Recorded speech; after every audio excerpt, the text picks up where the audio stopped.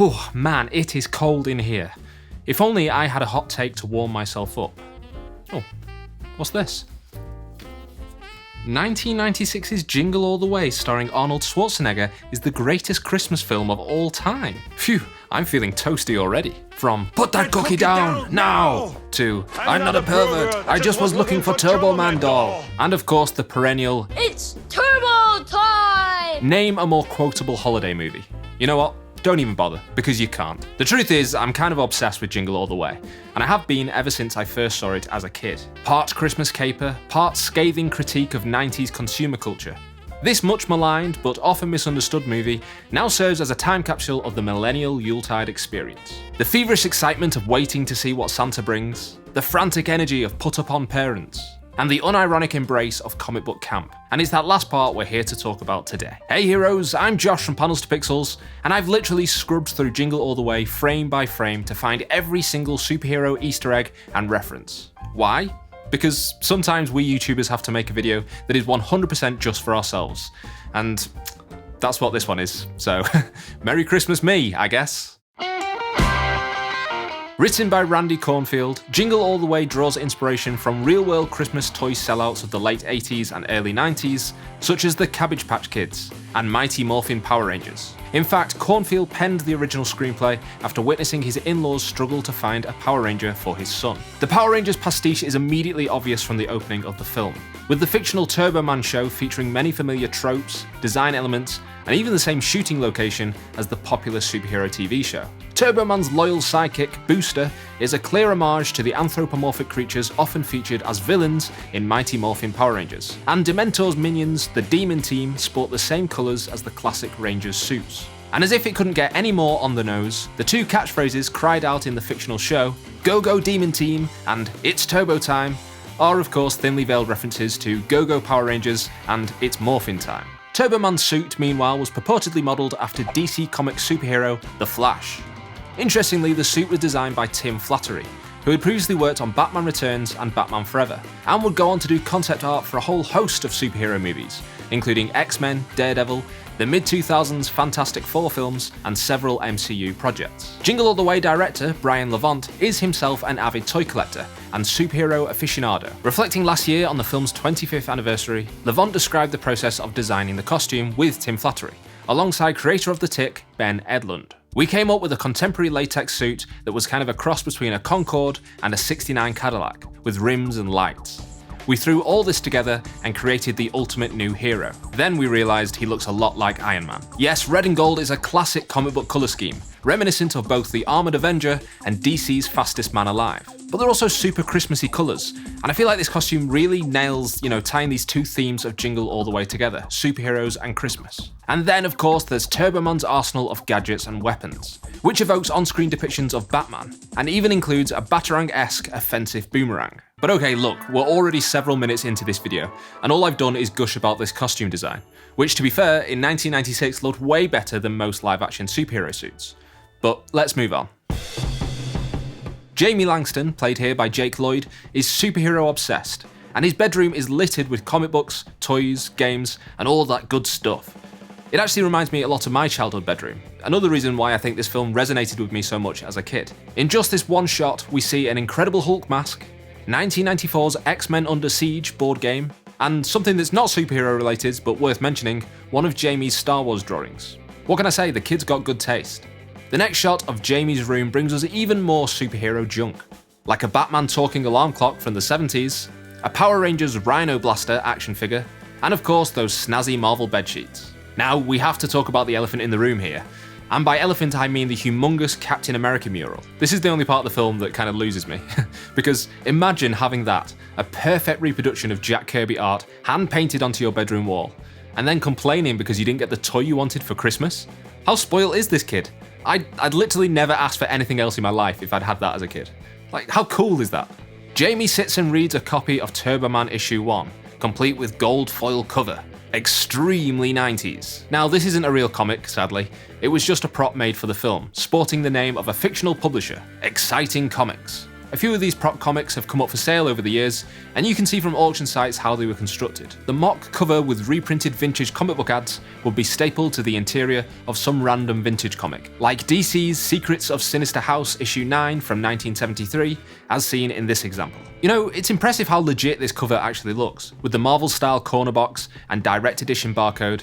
I actually looked up that barcode because I'm an insane person, figuring that it would have been pasted from a real comic. And I was right, it's from Amalgam Comics' Magneto and the Magnetic Men issue 1, a comic I just so happen to own. So there you go, there's some sexy comics B-roll for all the sexy comics B-roll lovers.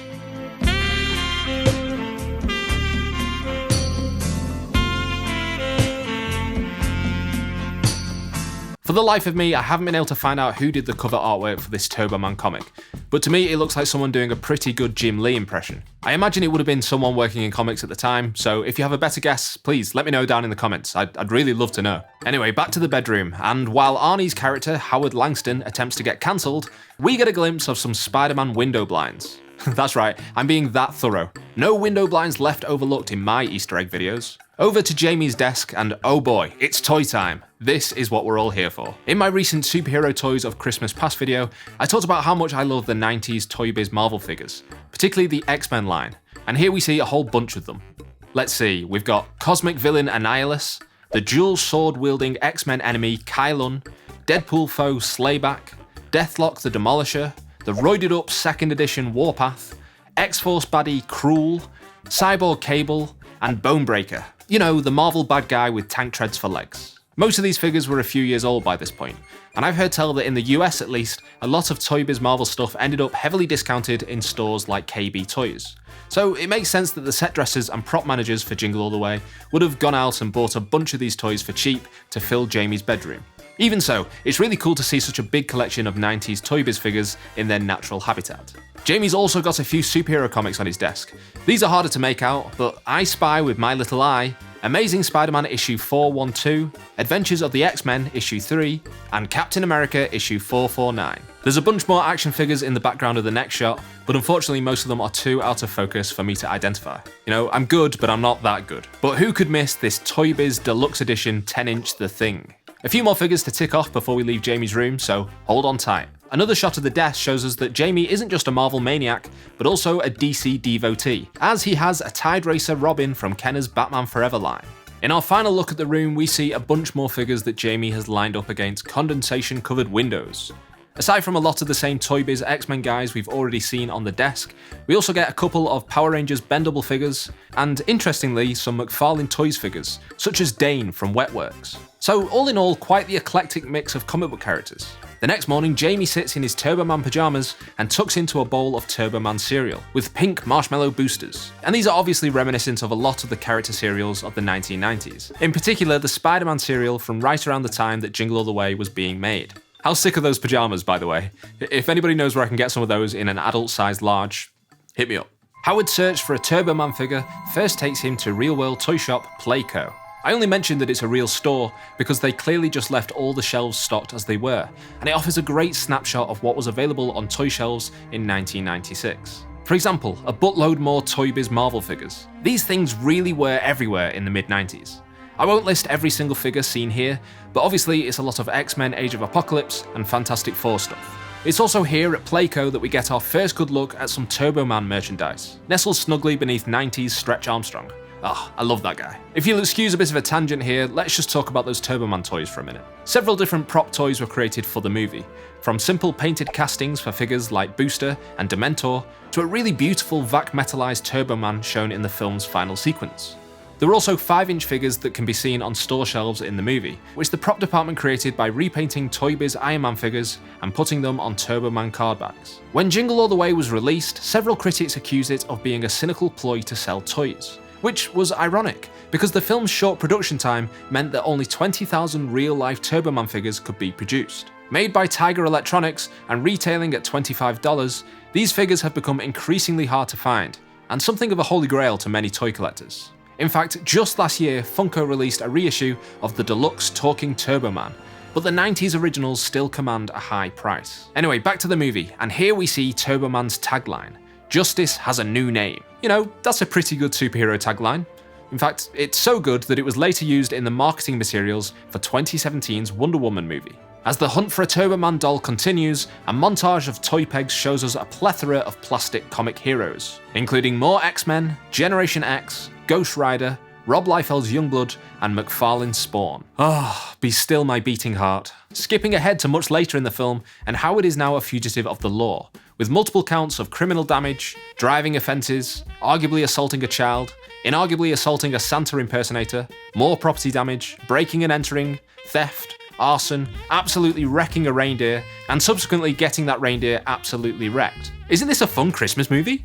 I'm having fun. Back at the Langston homestead, we get a sneak peek at some more of Jamie's drawings, and I spotted Black Bolt of the Inhumans, and what I'm pretty sure is Namor the Submariner and the Human Torch. You know, these are pretty deep cuts for 1996. It's not like now when everybody knows Black Bolt as the guy who got his brains turned to mulch by the Scarlet Witch. What I love about this is the idea that Jamie is a 7-year-old Jack Kirby mega fan. But what I love even more is knowing that someone on the design team for this movie really gave a crap, and really put in the work to make this an authentic portrayal of a comic book loving kid in the 1990s. Next up, we go to the Wintertainment Parade, and if it looks like this chilly Christmas scene was filmed in Los Angeles in the middle of May, it's because that's exactly what happened. It was 100 degrees Fahrenheit, and all of these actors are getting heat stroke in winter coats and rubber superhero suits. Plenty of pop culture characters are represented here in the parade, but most pertinent to this video about superheroes are The Tick, Leonardo from the Teenage Mutant Ninja Turtles, and the greatest superhero of all, Paddington Bear. If you've seen the movie, you know what happens next. Howard gets mistaken for the actor playing Turbo Man in the parade, and we get a classic superhero suit-up scene. The Turbo Man float then takes root, and if you're a weirdo like me, who spends their free time looking up old footage of Marvel floats from the Macy's Thanksgiving Day parades of the late 80s, this is an especially fun scene. Listen, my disbelief is so suspended, it's practically weightless. It could be a balloon in the Wintertainment Parade. I'm the guy whose catchphrase was, for a while, realism is overrated. I had t-shirts made and everything. And yeah, I can't help but wonder why the superhero costumes made for actors on a parade float required functional grappling hooks and deadly projectile weapons. And also, what's going on here? Hey? Did Sinbad just detach and fire his real hand? That's his real hand. And don't even get me started on Turbo Man's jetpack. Although actually this bit is pretty cool. It's like what an Iron Man film would have looked like in 1996. By the way, I love how nobody is even remotely bothered by the child being chased up to the top of a building. They're just like, wow, this small town parade is really good this year. So anyway, Arnie rescues Jake Lloyd, who in turn teaches Sinbad about the importance of kindness, and Christmas is saved. Yada yada yada. What really matters is that Jingle All the Way features one of the first ever sequel bait post-credit scenes. A practice that has become commonplace now in superhero movies, but was relatively rare back then. Now, I don't want to oversell it, post-credit scenes have been around since all the way back in 1966, with the spy spoof The Silences. But usually they function as little gags or comedy buttons at the end of a film, as in 1986's Ferris Bueller's Day Off. But listen, Jingle All the Way was one of the first movies, if not the first movie, to use its post-credit scene to set up a potential sequel. Kevin Feige, you hack! The MCU owes everything to Turbo Man. This holiday season, celebrate the true meaning of Christmas. Toys. Ho ho ho heroes, I'm Josh from Panels to Pixels, and I collect superhero toys. And Star Wars toys, and monster toys, also aliens, a little bit of He-Man, but most importantly superhero toys. Which is why for the entire month of December 2022, Panels to Pixels is becoming Panels to Plastic. 5 weeks, 5 videos, all dedicated to superhero toys. From the Marvel toy line that changed comics forever, to a history of Hulk hands. Plus a video I've been working on for years about the best Christmas movie of all time, that just so happens to feature a buttload of superhero stuff. This is cool. On top of all that, I'm going to be posting loads of my toy photography over on Instagram, at Panels to Pixels. So subscribe to Panels to Pixels on YouTube if you haven't already. Make sure you give that bell icon a little festive ring-a-ding-ding so you don't miss out on a single video. And join me as I celebrate the true meaning of Christmas. Toys!